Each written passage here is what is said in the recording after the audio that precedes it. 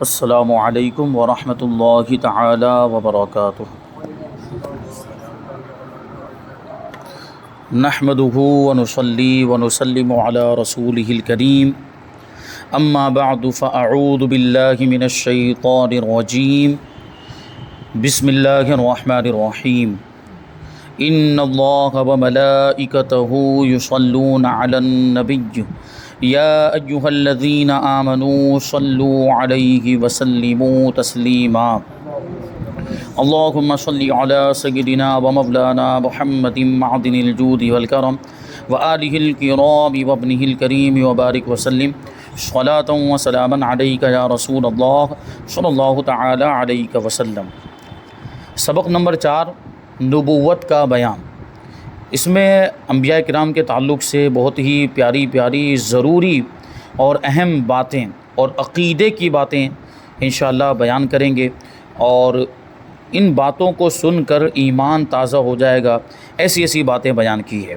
تو کچھ تمہیدی گفتگو انبیاء کرام کے تعلق سے فرماتے ہیں کہ اللہ کریم نے لوگوں کو کفر و شرک، گمراہی اور بدعملی سے بچانے، ایمان والوں کو جنت کی بشارت دینے، بشارت مانے خوشخبری، ایمان والوں کو جنت کی خوشخبری دینے، اور کفر و انکار پر عذاب کی وعید سنانے کے لیے، یعنی جو انکار کرے گا، جو کافر ہو جائے گا تو وہ عذاب کا مستحق ہوگا، یہ سنانے کے لیے اپنے مقرب، اپنے قریبی اور محبوب بندوں کو نبوت و رسالت کا منصب عطا فرما کر، یعنی نبی اور رسول بنا کر اس دنیا میں مبعوث فرمایا، یعنی اس دنیا میں بھیجا۔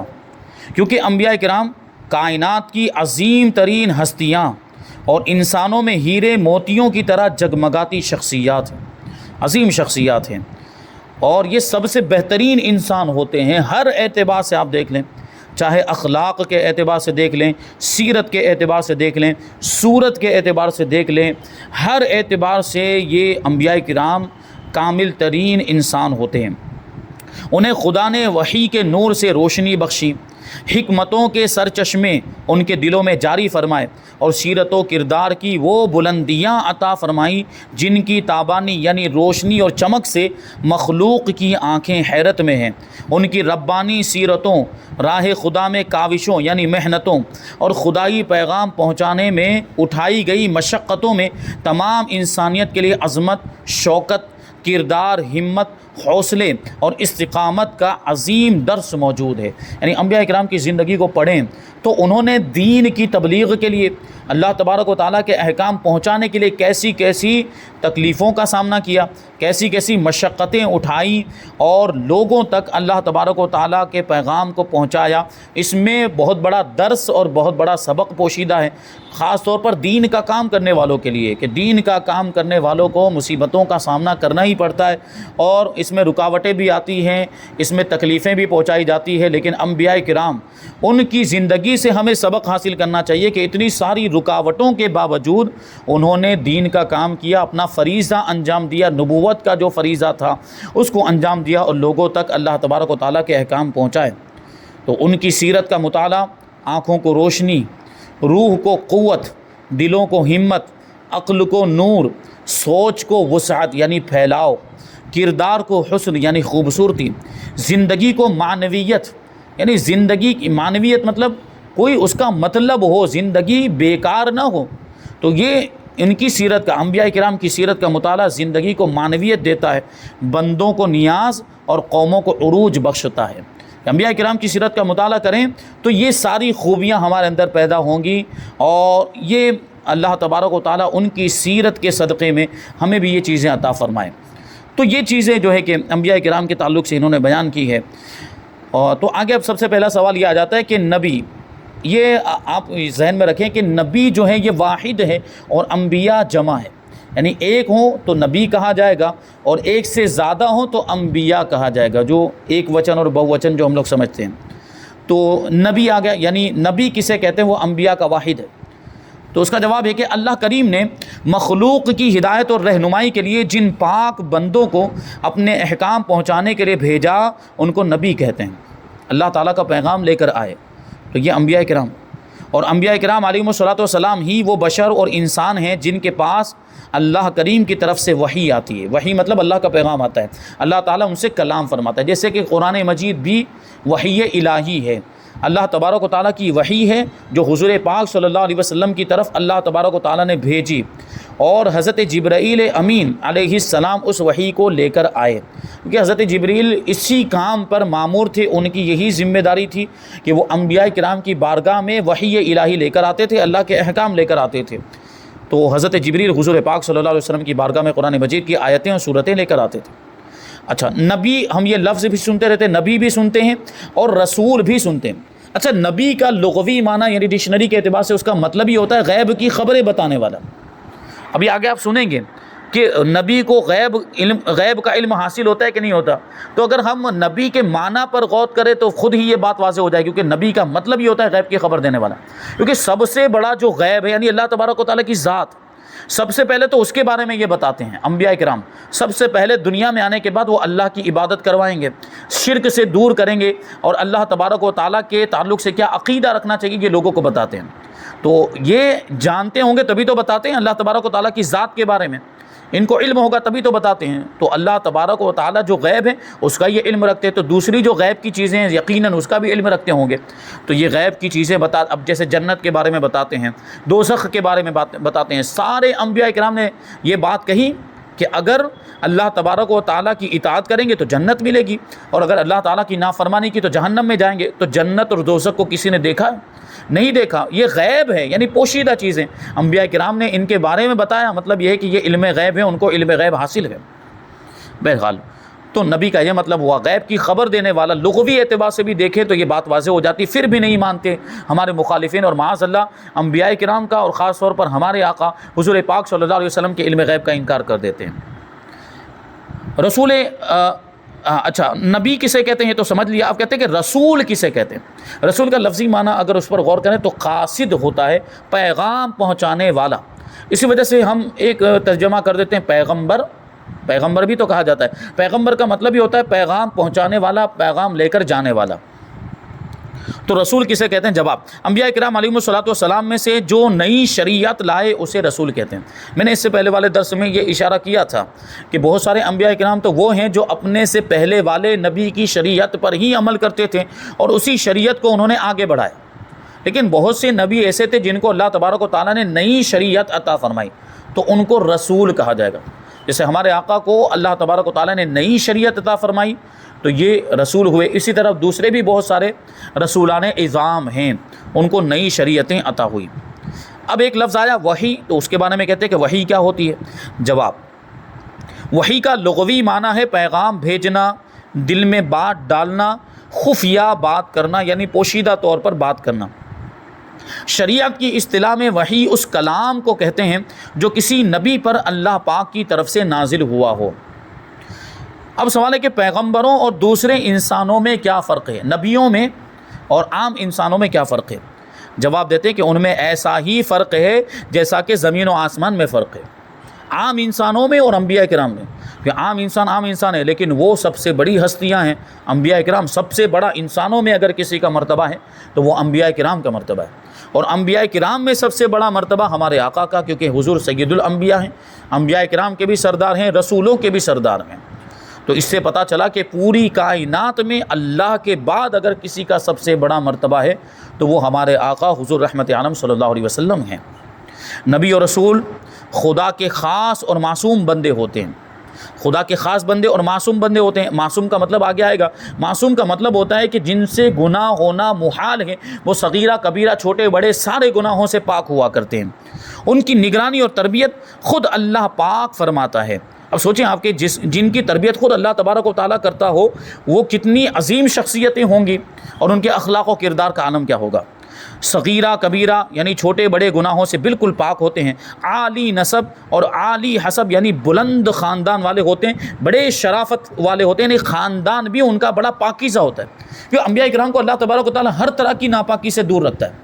اللہ تبارک و تعالیٰ ان کو گناہوں سے بھی محفوظ رکھتا ہے، ان سے گناہ ہو ہی نہیں سکتا۔ اسی طرح دنیاوی اعتبار سے بھی جو چیز قابل مذمت ہو اور کسی بھی اعتبار سے برائی ہو سکتی ہو، اللہ تبارک و تعالیٰ اس کا دروازہ ہی بند کر دیتا ہے۔ جیسا بھی خاندان کے تعلق سے بھی کبھی اس طرح جیسے دنیا داری کے کہ انسان خود بہت اچھا ہے، انسان خود نمازی ہے اور خود پابند شرع ہے، لیکن اس کے ماں باپ اگر برے رہے ہوں تو کبھی نہ کبھی اس کو تانا دیا جائے، تیرا باپ تو ایسا تھا، تیرا دادا تو ایسا تھا، تیری امی تو ایسی ہے، یا اس طرح کی باتیں کہیں نہ کہیں آ جاتی ہے۔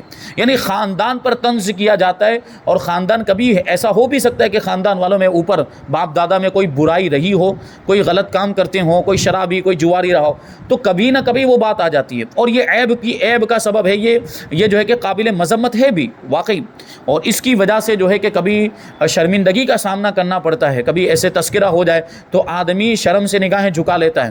لیکن انبیاء کرام کی شان یہ ہے کہ اللہ تبارک و تعالیٰ ان کو خاندان بھی ایسا عطا فرماتے کہ ان کے خاندان پر بھی کوئی انگلی نہیں اٹھا سکتا، ان کے خاندانوں کا یہ عالم۔ ہم اپنے آقا حضور رحمت عالم صلی اللہ علیہ وسلم کے خاندان کو دیکھیں کہ کیسا عظیم خاندان، بلکہ صرف دادا یا پردادا کے جو اوپر صرف وہی نہیں، بلکہ حضرت آدم علیہ السلام سے لے کر حضرت عبداللہ رضی اللہ تعالیٰ عنہ جو حضور کے والد ماجد، سب یہ ان کے بارے میں اہل سنت و جماعت کا عقیدہ کہ حضور کے جتنے بھی آبا و اجداد تھے سب موحد تھے، سب توحید پرست تھے، کسی نے کبھی بھی شرک نہیں کیا، کسی نے کبھی بھی کفر نہیں کیا۔ حضور پاک صلی اللہ علیہ وسلم کے نور کی برکت سے اللہ تبارک و تعالیٰ نے آپ کے سارے آبا و اجداد کو محفوظ رکھا کفر کرنے سے اور شرک کرنے سے۔ یہ سب موحد تھے، توحید پرست تھے۔ دیکھیں خاندان ایسا ہوتا ہے، اور ان کا جو خاندان انسانیت کے اعلیٰ درجے پر پہنچے ہوئے اور خوبصورت، ظاہری اعتبار سے بھی بڑے خوبصورت ہوتے ہیں انبیاء کرام، اور نیک سیرت، ان کی سیرت بھی بہت اچھی ہوتی ہے، عبادت گزار، پرہیزگار، اور تمام اخلاق حسنہ سے آراستہ، سارے بہترین اخلاق ان کے اندر پائے جاتے ہیں، اور ہر قسم کی برائی سے دور رہنے والے ہوتے ہیں۔ انہیں عقل کامل عطا کی جاتی ہے، مکمل عقل عطا کی جاتی ہے، جو اوروں کی عقل سے درج و بلند و بالا ہوا کرتی ہے۔ کسی حکیم یعنی کسی حکمت والے اور کسی فلسفی کی عقل، کسی سائنسدان کی فہم و فراست اس کے لاکھویں حصے تک بھی نہیں پہنچ سکتی۔ جو عقل انبیاء کرام کو ملتی ہے، یہ دنیا کے بڑے عقل مند جو مانے جاتے ہیں، بڑی عقل مندی کا جن کو دعویٰ ہے، اور بڑے بڑے سائنسداں جو عقل کو استعمال کر کے کہاں سے کہاں پہنچے، ان کی عقلیں انبیاء کرام کی عقلوں کے مقابلے میں ان کے لاکھویں حصے تک بھی نہیں پہنچ سکتے۔ یہ انبیاء کرام کی عقل اللہ تبارک و تعالیٰ ان کو یہ عطا فرماتے ہیں، اور عقل کی ایسی بلندی کیوں نہ ہو کہ یہ اللہ پاک کے پیارے بندے اور اس کے محبوب ہوتے ہیں۔ اللہ کریم انہیں ہر ایسی بات سے دور رکھتا ہے جو باعث نفرت ہو، یعنی نفرت کا سبب ہو۔ اسی لیے انبیاء کرام علیہ الصلوۃ والسلام کے جسموں کا برس یعنی سفید داغ کی بیماری، جزام یعنی کوڑ کی بیماری، ایسی بیماریوں سے پاک ہونا ضروری ہے جس سے لوگ نفرت کرتے ہیں، کیونکہ اس طرح کی بیماریوں سے لوگ نفرت دور بھاگتے ہیں، کوڑی سے دور بھاگتے ہیں اور سفید داغ کی بیماری والے سے دور بھاگتے ہیں۔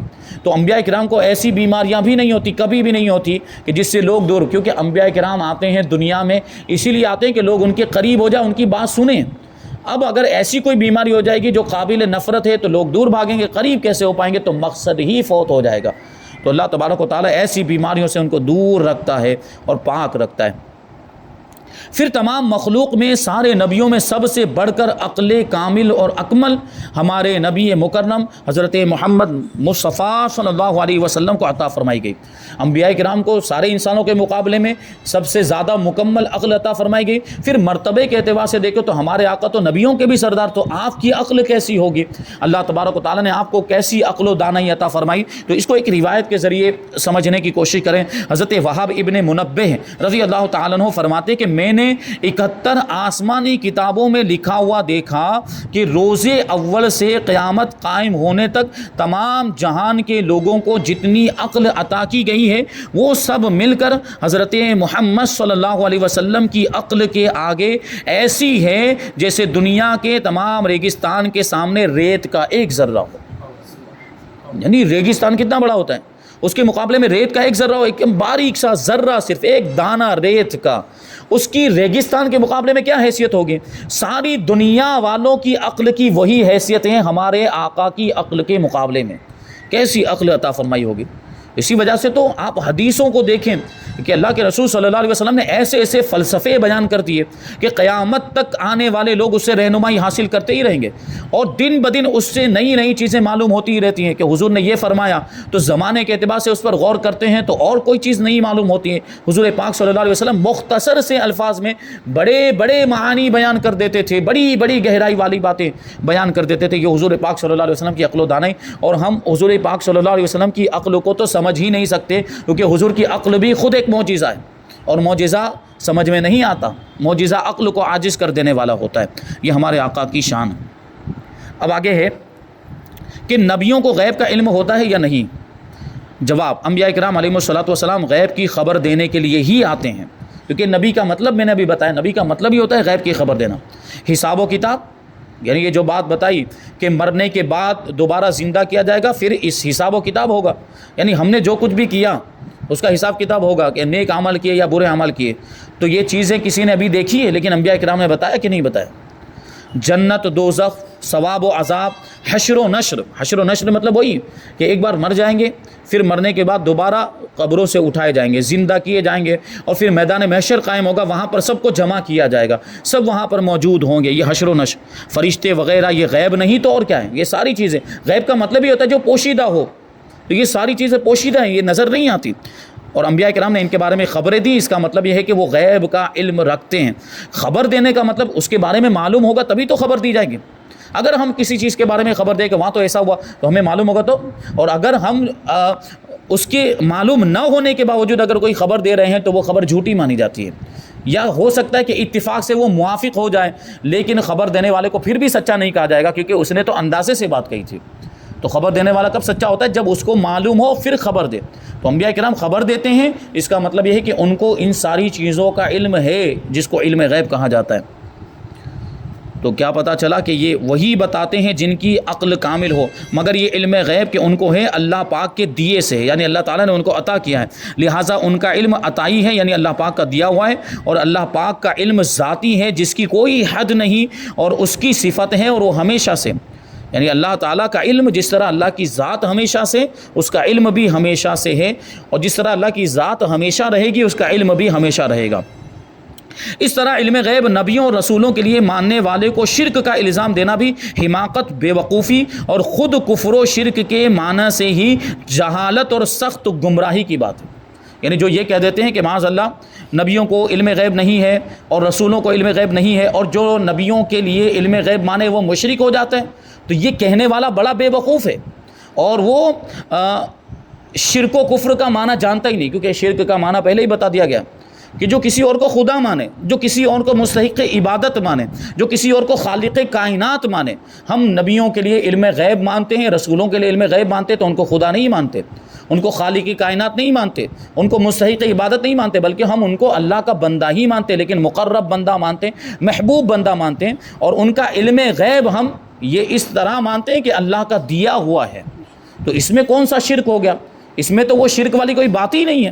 تو اس کو شرک کہنا تو یہ تو کہنے والے کی بے وقوفی ہے، اور یہ جہالت پر مبنی ہے، اور اس کا مطلب یہ ہوا کہ جو یہ شرک کہہ رہا ہے، اس کو نبیوں کے لیے علم غیب ماننے کو شرک کہہ رہا ہے، وہ شرک کا مطلب ہی نہیں جانتا ہے، بلکہ مطلقاً انبیاء کرام کے لیے علم غیب کا انکار کرنا تو قرآن کریم کی نص قطعی کے انکار کی وجہ سے کفر ہے۔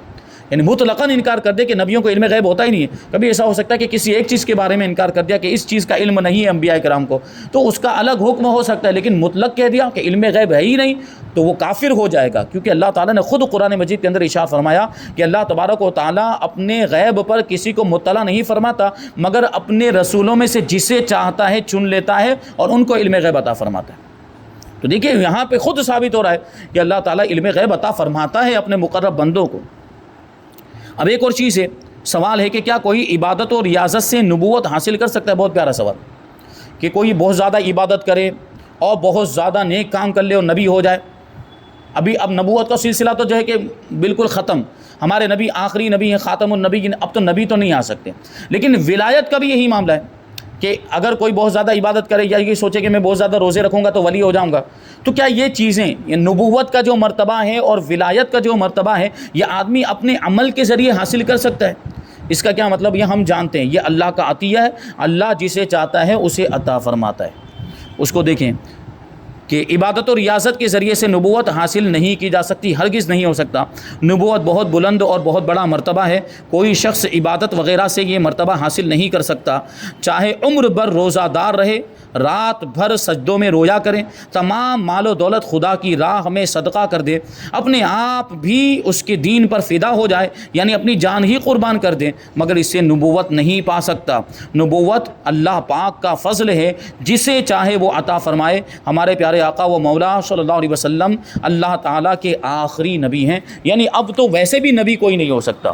اللہ تبارک و تعالیٰ اب کسی اور کو نبوت عطا فرمائے گا ہی نہیں، کیونکہ حضور اللہ تبارک و تعالیٰ نے خود قرآن مجید کے اندر ہمارے آقا کی یہ صفت بیان کی کہ آپ خاتم النبیین ہیں، آپ آخری نبی ہیں، آپ کے بعد کوئی نبی نہیں ہو سکتا۔ یہ اللہ تبارک و تعالیٰ کا وعدہ ہے، اور اللہ تبارک و تعالیٰ اپنے وعدے کے خلاف نہیں کر سکتا، یعنی حضور کے بعد کوئی نبی آ ہی نہیں سکتا، اس لیے حضور نے بھی ارشاد فرمایا لا نبی بعدی، میرے بعد کوئی نبی نہیں ہوگا۔ اب آگے اور بہت سی چیزیں ہیں اس کے تعلق سے کہ انبیاء کرام کی تعظیم و توقیر کرنا چاہیے، اور اللہ کے نبیوں کا مقام کیا، اللہ کی بارگاہ میں ان کا مقام کیا ہے، اور اللہ پاک تک کیسے پہنچا جا سکتا ہے۔ اب ایک اور سوال ہے کہ جنات اور فرشتوں میں بھی نبی ہوتے ہیں، یا جنات اور فرشتوں میں رسول ہوتے ہیں کہ نہیں ہوتے ہیں، پھر قرآن مجید کے اندر کون سے انبیاء کرام کا نام آیا ہے، اور بھی بہت ساری باتیں انشاءاللہ تبارک و تعالیٰ آئندہ درس میں ہم شامل کریں گے۔ اللہ تبارک و تعالیٰ کی بارگاہ میں دعا ہے کہ جو کچھ بھی بیان ہوا اس پر ہم سب کو عمل کرنے کی توفیق عطا فرمائے۔ وما علینا الا البلاغ۔ السلام علیکم۔